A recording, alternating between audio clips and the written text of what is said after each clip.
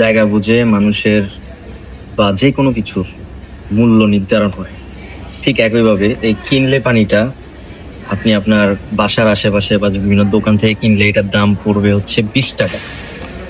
Airport থেকে কিনলে 60-70-80 টাকা বা 100 টাকা সর্বোচ্চ। আর আমি এখন একটা আছি 5 স্টার হোটেলে, যেটা এই পানির দাম হচ্ছে 200 টাকা। এই দ্বারা আপনারা কি বুঝলেন?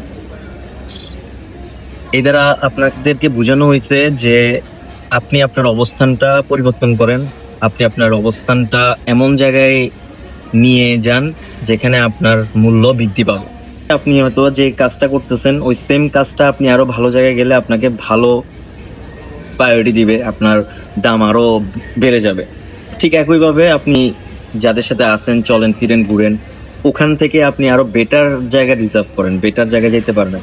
তো সুতরাং সবসময় চিন্তা করবেন যে ভালো জায়গায় যাইতে, ভালো কিছু করতে, তাহলে আপনার মূল্যায়নটা সবসময় উপরে থাকবে, প্রায়োরিটি ভালো পাবেন।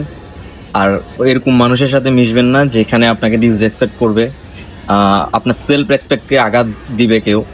সেলফ রেসপেক্টটা আগে। লাইফে একটা জিনিস সবসময় মাথায় রাখবেন, আপনার সেলফ রেসপেক্টটা হচ্ছে সবার আগে। যার সেলফ রেসপেক্ট নাই তার কিন্তু কোনো মূল্যায়ন নাই। তো সুতরাং যেখানে আপনাকে কেউ সেলফ রেসপেক্টে আঘাত করে কথা বলবে বা আঘাত করবে, সে অবস্থান থেকে সরে যাবেন। আর সরতে না পারলে যোগাযোগ থাকবে, সম্পর্ক থাকবে, সবই থাকবে, আগের মতো রাখবেন না।